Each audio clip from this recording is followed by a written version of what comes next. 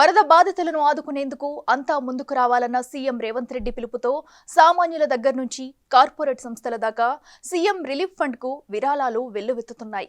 మరోవైపు రాష్ట్ర వ్యాప్తంగా చెరువుల రక్షణ కోసం హైడ్రా లాంటి వ్యవస్థను ఏర్పాటు చేసుకోవాలని అధికారులను సీఎం ఆదేశించారు. అటు రైతులకు సోలార్ పంపు సెట్లు పంపిణీపై సమీక్షించారు.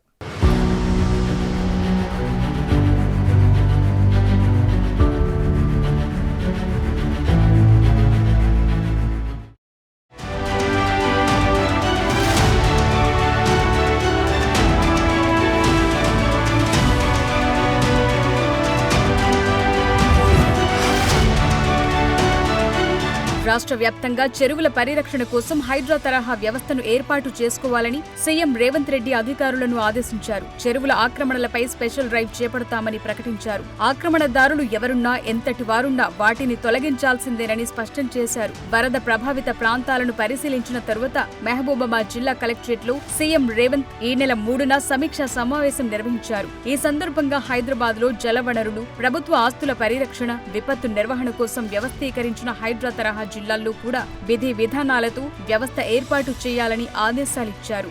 చెరువుల ఆక్రమణలపై రాష్ట్రం మొత్తంగా స్పెషల్ డ్రైవ్ చేపడతామని, ప్రజాప్రతినిధులు సమాజంలో బాగా ఇన్ఫ్లుయెన్స్ ఉన్నవారైనా కావచ్చు, ఏ ఒత్తిడి వచ్చినా ఈ ప్రభుత్వం తట్టుకోవటానికి సిద్ధంగా ఉందన్నారు. ఆక్రమణలకు సహకరించిన అధికారులపైన చర్యలుంటాయన్నారు. స్పష్టంగా అధికారులకు, ఇరిగేషన్ అధికారులకు, అగ్రికల్చర్ అధికారులకు, మున్సిపల్ అధికారులకు, మొత్తంగా కలెక్టర్లకు నేను ఆదేశాలు ఇస్తున్నా. హైదరాబాదులో ఏ విధంగా అయితే లేక్ ప్రొటెక్షన్ కోసం మనం హైడ్రా పెట్టి ఒక ప్రత్యేకంగా డ్రైవ్ మొదలు పెట్టినామో, కొంతమంది స్వార్థపరులు ఈ చెరువులను ఆక్రమించుకొని వాళ్ళు ఇల్లు కట్టుకోవడము, ఫామ్ హౌజులు కట్టుకోవడము, లేకపోతే ఆ స్థలాలను ఆక్రమించి లేఅవుట్లు వేసి అమ్ముకోవడం ఏదైతే చేస్తున్నారో ఇది క్షమించరాని నేరము. ఇవాళ ప్రకృతి వైపరీత్యానికంటే కూడా ఇలాంటి ఆక్రమణదారులు చేసిన తప్పుడు చర్యల వల్ల తీరని నష్టం మనకు జరుగుతున్నది. దీనికి ఎక్కడో ఒక దగ్గర పులి స్టాప్ పెట్టవలసిన బాధ్యత ప్రభుత్వం మీద ఉన్నది.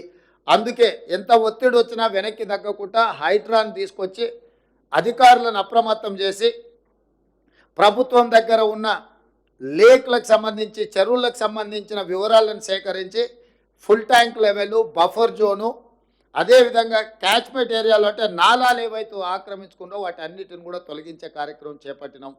ఇవాళ ఇది జిల్లాలకు కూడా విస్తరించాలి అని చెప్పి డిమాండ్ వస్తుంది. నేను అనేది ఏంటంటే హైదరాబాద్ పరిమితిలో ఒక ఏర్పాటు చేసిన యంత్రాంగము, జిల్లాలలో కూడా మీరు ఇట్లాంటిది ఒక సిస్టమ్ని ఎవాల్యుయేట్ చేసుకోండి. ఎవరున్నా తొలగించాల్సిందే. వరద బాధితులను ఆదుకునేందుకు ముందుకు రావాలన్న సీఎం పిలుపుతో ప్రభుత్వ ఉద్యోగులు సహా కార్పొరేట్ సంస్థల దాకా అందరూ కదిలారు. భారీ వర్షాలు, వరదల కారణంగా సర్వం కోల్పోయిన కుటుంబాలను ఆదుకునేందుకు రాష్ట్ర ప్రభుత్వ ఉద్యోగులంతా ఉదారత చాటుకున్నారు. వరద బాధితుల కోసం ఉద్యోగులంతా కలిసి తమ ఒక్కరోజు మూల వేతనం 130 కోట్ల రూపాయలను సీఎం సహాయ నిధికి విరాళంగా ఇచ్చారు.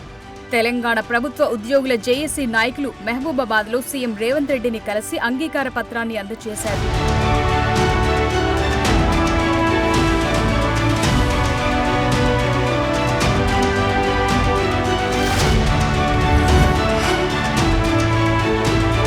మహబూబాబాద్ జిల్లా కేంద్రానికి చెందిన 10వ తరగతి విద్యార్థిని ముత్యాల సాయి సింధు వరద సహాయక కార్యక్రమాల కోసం తన ఔదార్యాన్ని చాటుకుంది. వరద బాధితులను ఆదుకునేందుకు తాను పొదుపు చేసుకున్న 3,000 రూపాయలను ముఖ్యమంత్రి సహాయ నిధికి విరాళంగా అందించారు. మహబూబాబాద్ కలెక్టరేట్ లో సీఎం రేవంత్ రెడ్డిని కలిసి ఈ సహాయాన్ని అందజేయగా ముఖ్యమంత్రి ఆ అమ్మాయిని ప్రత్యేకంగా అభినందించారు.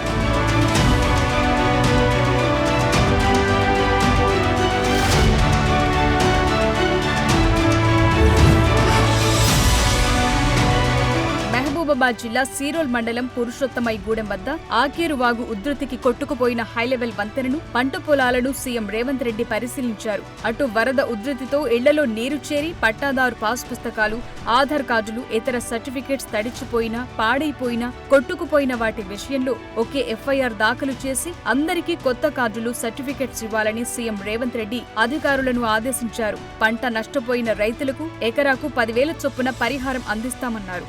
ఆకేరువాగు వరద ఉధృతికి దెబ్బతిన్న ప్రాంతాలను, అక్కడి తండాలను సీఎం పరిశీలించారు. సీతారాంపురం తండాలో బాధిత కుటుంబాలతో మాట్లాడి ఆదుకుంటామని వారికి భరోసానిచ్చారు. ఆకేరు ప్రవాహం, నీటి నియంత్రణపై సైంటిఫిక్ గా అంచనాలు వేసి కొత్త వంతెన నిర్మాణం చేపట్టాలన్నారు. అటు ఆకేరువాగు ఉద్ధృతిలో కొట్టుకుపోయిన యువ శాస్త్రవేత్త అశ్విని, ఆమె తండ్రి మోతీలాల్ మరణం చాలా బాధాకరమని అన్నారు. వారి కుటుంబాన్ని పరామర్శించారు.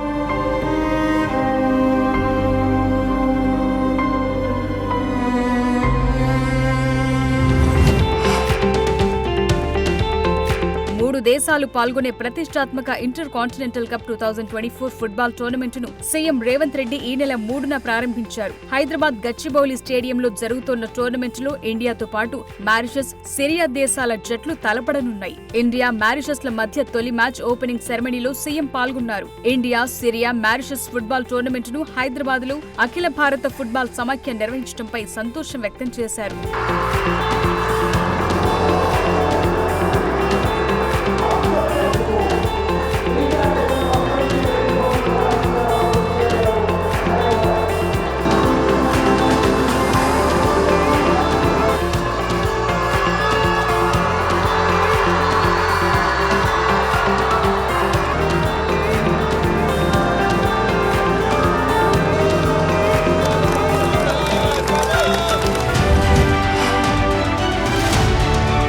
రాబోయే రోజుల్లో బిజినెస్ హబ్ గా మారబోతున్న తెలంగాణలో భవిష్యత్ అవసరాలను దృష్టిలో ఉంచుకుని నాణ్యమైన విద్యుత్ అందుబాటులో ఉండేలా కార్యాచరణ ప్రణాళిక సిద్ధం చేయాలని సీఎం రేవంత్ ఈ నెల 4న అధికారులను ఆదేశించారు. ఉప ముఖ్యమంత్రి మల్లు భట్టి విక్రమార్కతో కలిసి విద్యుత్ శాఖపై ఉన్నత స్థాయి సమావేశంలో సమీక్షించారు. రాష్ట్రంలో విద్యుత్ రంగం ప్రజల అవసరాలకు తగ్గట్లుగా తీసుకోవలసిన చర్యలపై సూచనలు చేశారు.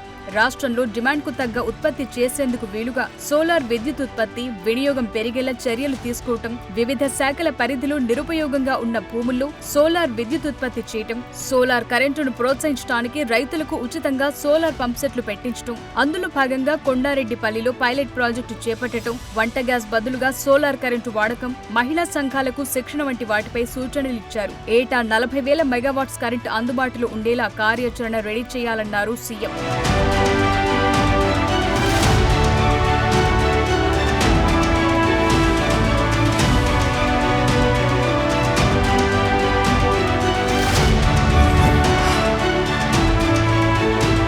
వరద బాధితులను ఆదుకోవటంలో తెలంగాణ ప్రభుత్వానికి ప్రతి ఒక్కరూ అండగా నిలబడాలని సీఎం రేవంత్ రెడ్డి పిలుపునిచ్చారు. స్వచ్ఛంద సంస్థలు, కార్పొరేట్ కంపెనీలు, పలు రంగాల్లోని ప్రముఖులు స్పందించాలని కోరారు. వరద బాధితులను ఆదుకోవాలని, చేతనైనంత సహాయాన్ని అందించాలని, మానవత్వం ప్రదర్శించాల్సిన సమయమిదని సీఎం అన్నారు. తెలంగాణ ముఖ్యమంత్రి సహాయ నిధికి విరాళాలు ఆన్లైన్ బ్యాంకింగ్ ద్వారా గానీ, చెక్కులు, డీడీల రూపంలో గానీ, లేదంటే యూపీఐ పేమెంట్ యాప్స్ నుంచి క్యూఆర్ కోడ్ ను స్కాన్ చేసి గానీ పంపొచ్చన్నారు.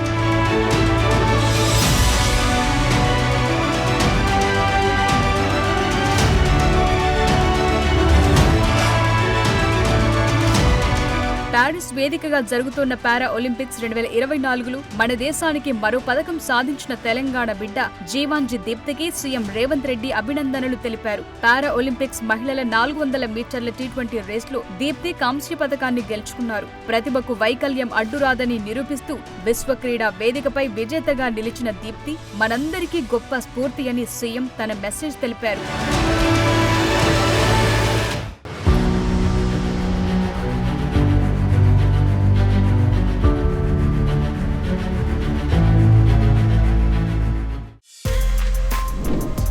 For more videos like this, subscribe Big TV channel.